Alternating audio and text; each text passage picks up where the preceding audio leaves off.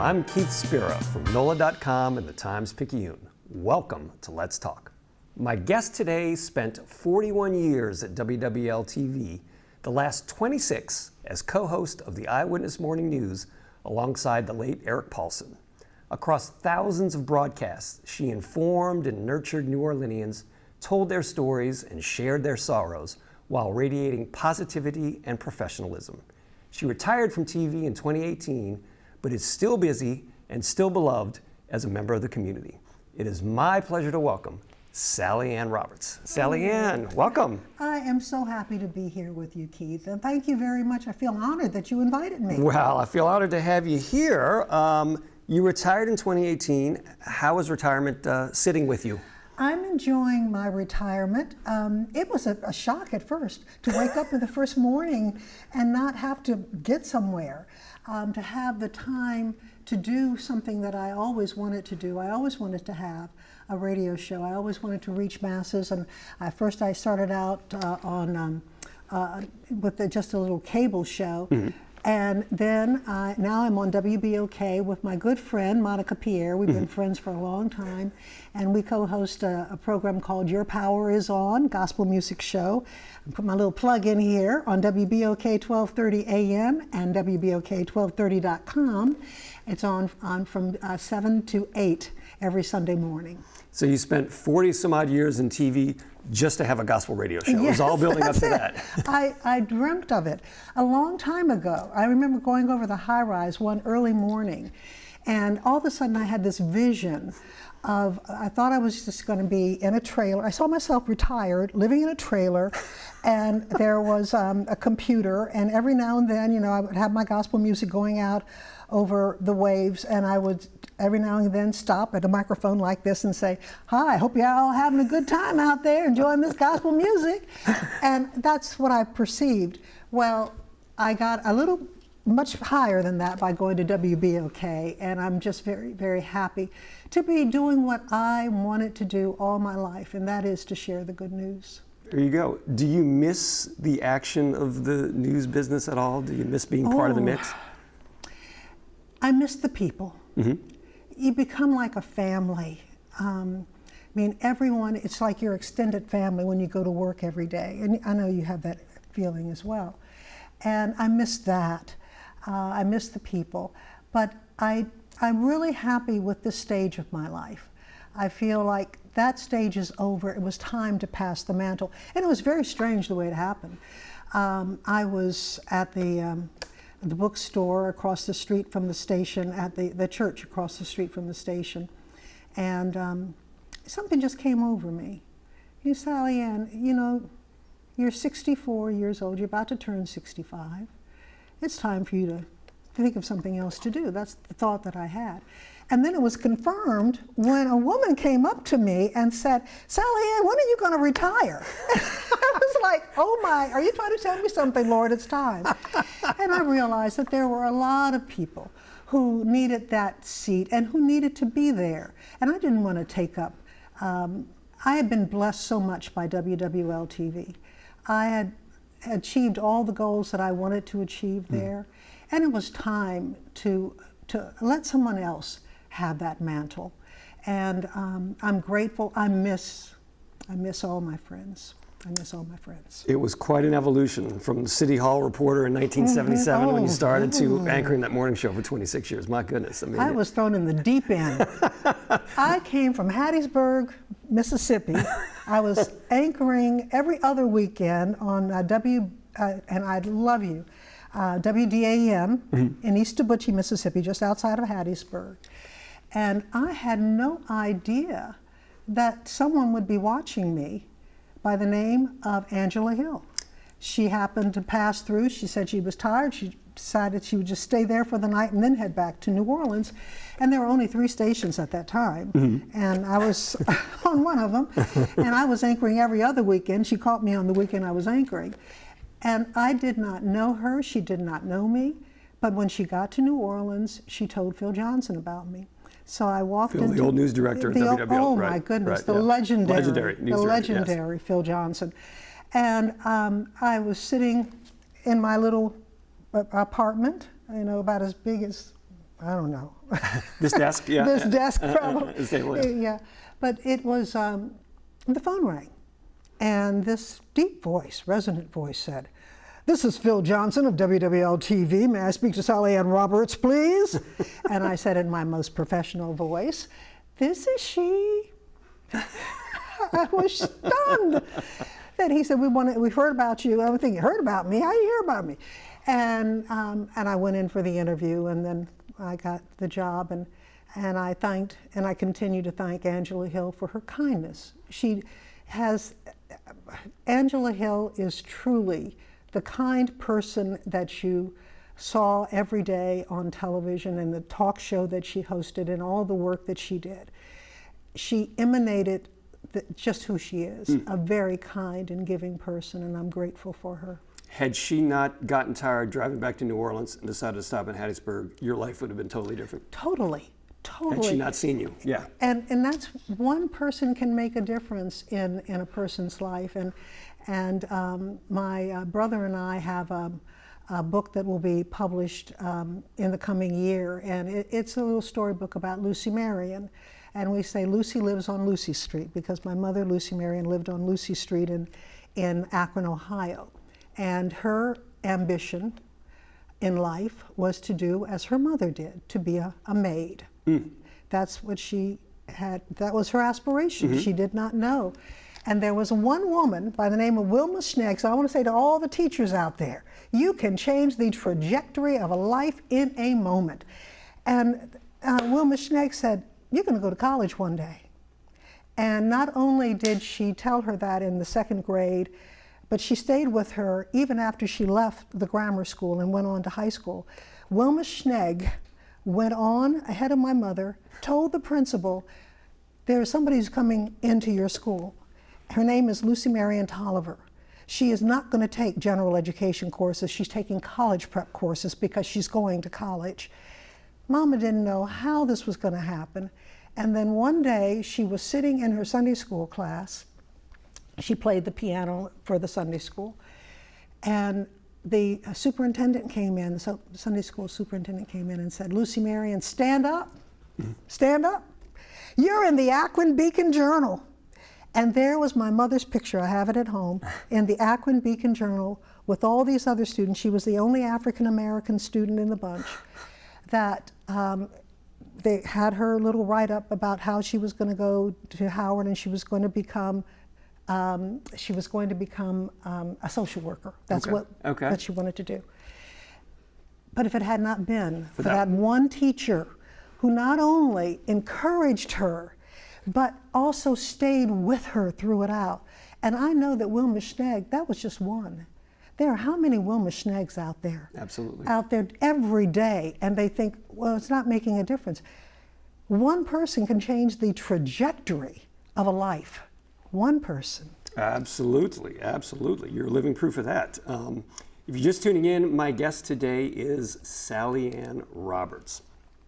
Been retired for a little bit right now.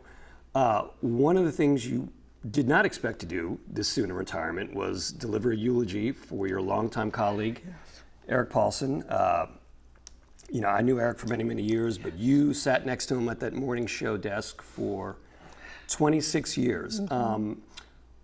Was your chemistry with him immediate when you joined the team at the morning show, or did that take a little time to build? Oh, I tell you what, Eric changed the trajectory of my life. I say Mike Early did, all the people who were involved in that. I called Eric when I was asked to be his co-anchor on the Eyewitness Morning News. I was not going to step into that. If he said, Sally Ann, I don't think you're fit for this, I was ready to say, okay, because I wasn't going to do it. But instead, Eric said, "Oh, this is the best job you'll ever have. Oh, you're going to love it here." He made me feel right at home right away. Working with Eric was one of the joys of my life. I made a forever friend. Eric Paulson is all of that. And I know he's on that heavenly balcony. He's smiling down on everybody. And he's saying, run your race, because let me tell you, when you cross that finish line, the best is yet to come. I love Eric. Well, it's funny. I mean, you guys had such different personalities. I mean, you know, very spiritual person, very positive. Eric liked to be the mischievous, you were like the teacher, he was the mischievous schoolboy. You know, I don't know how many times you must have sighed, oh, Eric, on the air. Oh, Eric. Well, Eric was an excellent interviewer. He was courageous. He would ask whatever came to his mind, and he would get things from people that you would be surprised that they would share, because he made people feel comfortable. That was his talent. When you came on, I know he made you, he didn't say, well, sit over there and we'll be talking in just a minute.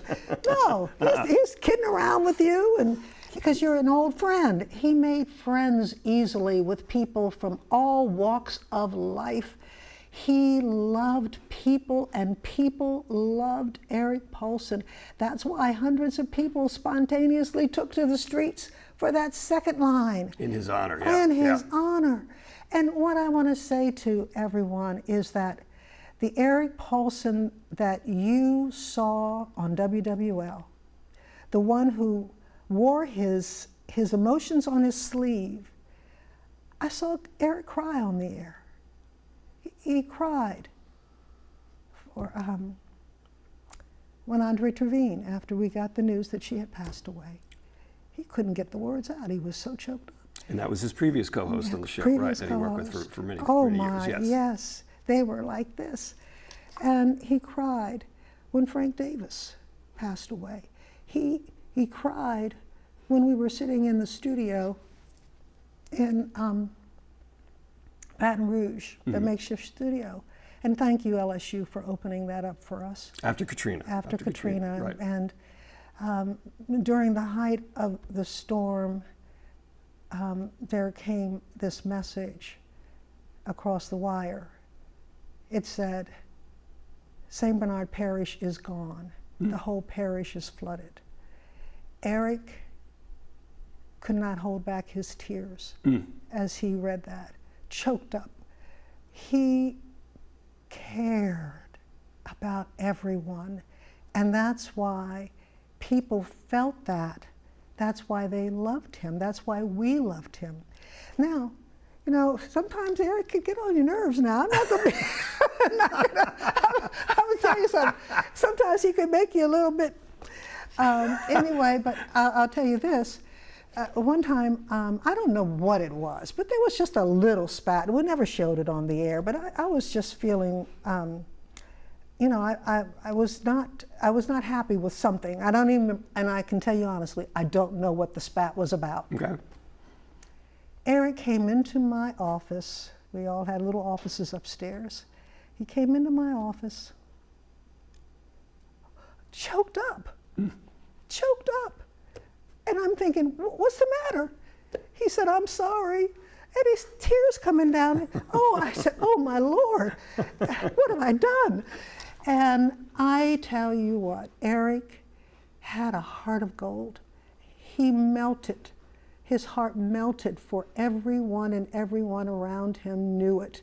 And I never had a spat with him again, because I said, oh no, I don't want to make Eric cry. He's my friend.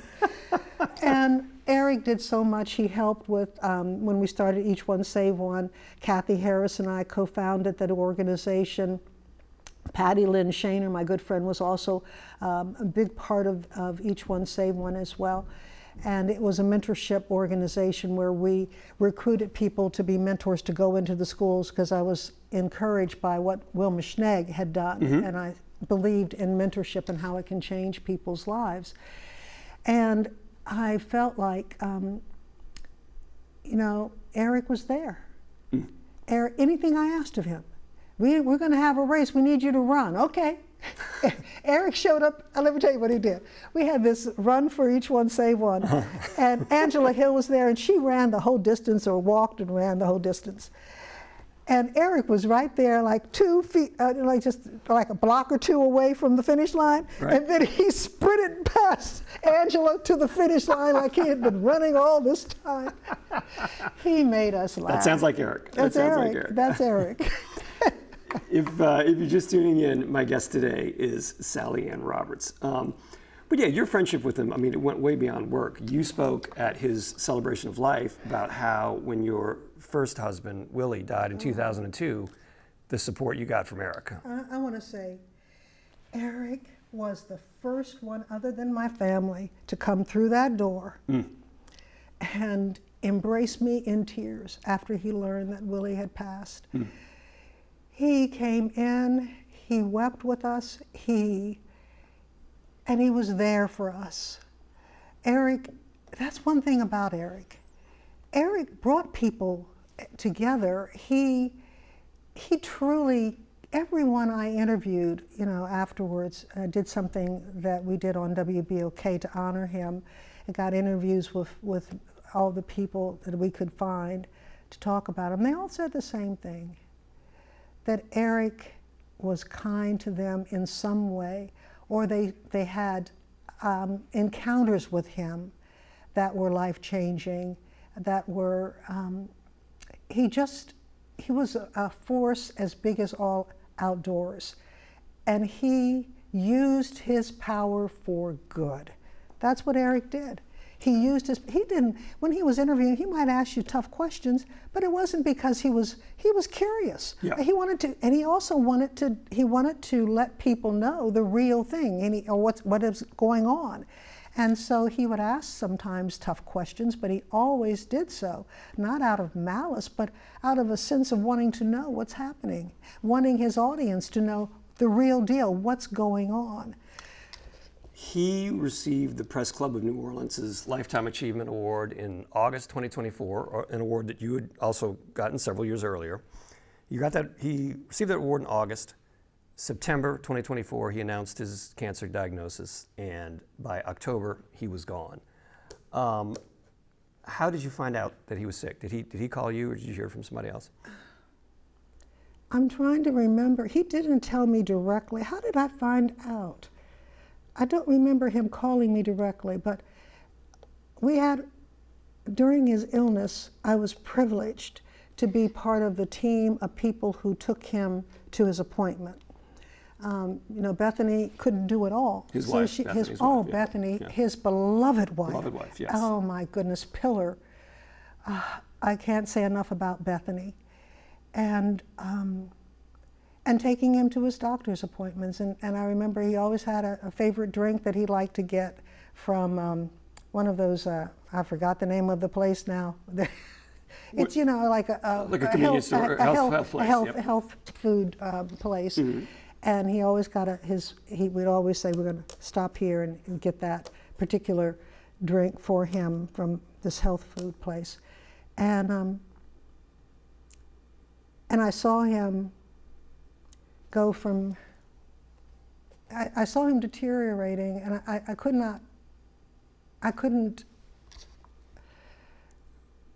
not accept that he was going to die. I thought that he would be here. And then Bethany called and told me, and it was just a shock. Mm. But one thing I will say is, Eric is not in a grave. Eric he was the most curious person on earth. Can you imagine all he's doing right now? He's going to go see every planet, every solar system. He's going to go and see everything. He knows all the secrets that we don't know here on this earth. He knows it all now. And I know that he is in a joyous place. Yes, he misses his family, but he's watching over them. And I remember going through the bereavement that Bethany is going through. And I just want to say to all those who are going through the bereavement of a lost loved one, the best is yet to come. I do believe that. And Willie appeared to me in many dreams. my late husband, and the first time he appeared, it was on Claiborne Avenue. For some reason, I was under the overpass, and just walking under the overpass, and here comes Willie coming up to me in my dream, and I said to him, "Why'd you leave me?" And he said, "Oh, it's just a health thing." Just a health thing. It was just a health thing. Just a health thing. And he said, "But if I knew then what I know now, I never would have worried about anything." And I tell you, I had other dreams. He said, "You're paying too much for that fence." And this is true. And I was getting a new fence, and I had sent in my deposit, and the deposit came back because I sent it to the wrong address. But I said, "Oh, never mind." And then not too long later, we had Katrina. That fence would have been gone. Maybe he was coming to tell me something, but he couldn't tell me everything. He said, "You're just paying too much for that fence." I'm sorry, I do go on and on. This is what happens when you retire. Your brain just goes into all kinds of places. So. Well, you don't get to talk to as many people as you used to. You used to talk all day for a living. Yes, no, I just so much love talking to you, Keith. I appreciate it. If you're just tuning in, my guest today is Sally Ann Roberts. I have to say that the celebration of life that Bethany put together for Eric was hit all the right notes. I mean, there were the buttons with his face. There were the second line handkerchiefs. There was the music, the remembrance. I think Eric would have enjoyed his send-off as much as anyone. He wouldn't have liked the reason, but he would have enjoyed the actual send-off. I mean, Eric he knows everything now, and I just want everyone to know that whatever Eric planted within you, he planted organizations that he supported, all the people that he supported, all the musicians that he was there for. You know, he brought Dave Bartholomew and Fats Domino back together again. Yes, that was great. It was my WWL goodness. did a special on the whole thing. Oh my! Yeah. Only Eric, because they both loved Eric. Right. And he was the common denominator. And then they were friends until they passed away. They were friends, and they were back to I had a talk with his son, Dave Bartholomew's son, and he said, there was just like nothing had ever happened because of Eric. That was Don, probably, yes. Don said that. Yep. No, that's wonderful. No, Eric, his support, and obviously I spent a lot of time writing about music and interviewing musicians, and his support of and love for the music community was very, very authentic. I mean, he loved those guys. Well, we talked a lot about getting through tough times, and you have a particular tool here in these last 2 or 3 minutes that we have that you refer to quite a bit, a devotional book that you has become a big deal for you. Streams in the Desert. My great-grandmother read it, my grandmother read it, my mother read it, and now all of Lucy Marion's children read it. And today, when I saw this, I said, I wonder if I can share this on the air. So I will. This is Streams in the Desert. It's a daily devotional, and it was written by L.B. Cowman, her husband was dying, and over the years she sought counsel, and this is what she put together, all those things that helped her through that period of time of her husband's sickness and death is in here. And in December, this passage says, in all these things we are more than conquerors through him who loved us, Romans 8, verse 37. Those forces can be used, meaning the troubles that we face can be used in the same way an eagle uses the fierce winds of a storm to soar to the sky. At first he sits perfectly still, high on a cliff, watching the sky as it fills with darkness and as the lightning strikes all around him. Yet he never moves until he feels the burst of the storm, and then with a screech he dives toward the winds, using them to carry him even higher. When Dr. Moon of Brighton, England, was suddenly struck with blindness, he said, "Lord, I accept this talent of blindness from you. Help me to use it for your glory, so that when you return you may receive it back with interest." Then God enabled him to invent the Moon alphabet for the blind, through which thousands of blind people were enabled to read the Word of God and thereby come to the glorious saving knowledge of Christ. God did not remove Paul's thorn in the flesh, the Lord did something better. He conquered it and made it Paul's servant. The ministry of thorns has often been a greater ministry to humankind than the ministry of thrones. So in adversity, one can find Yes. strength and opportunity sometimes. And it's sometimes only through that adversity that we find our wings, that we find that we think we can't do something, we think we can't go through it. And all the people in this area who were here in 2005 went through Katrina. And we rebuilt stronger and better. We mourn the passage of those who went before us, but we know that we will see our beloveds again. We know that the best is yet to come, and we know that we can be made stronger by the storms of life, not weaker. Well, there you go, and you're right. People in this area certainly have learned that lesson. Sally Ann Roberts, this has been an honor and a privilege to have you here. I hope for your retirement, the best is yet to come. Oh yes, the best is always yet to come, always yet to come. Well, there you go. That is a perfect note to end on. So thank you, everyone. Thank you, Sally Ann Roberts, for being here. Thank you for tuning in. I'm Keith Spera. We'll see you again next week on Let's Talk.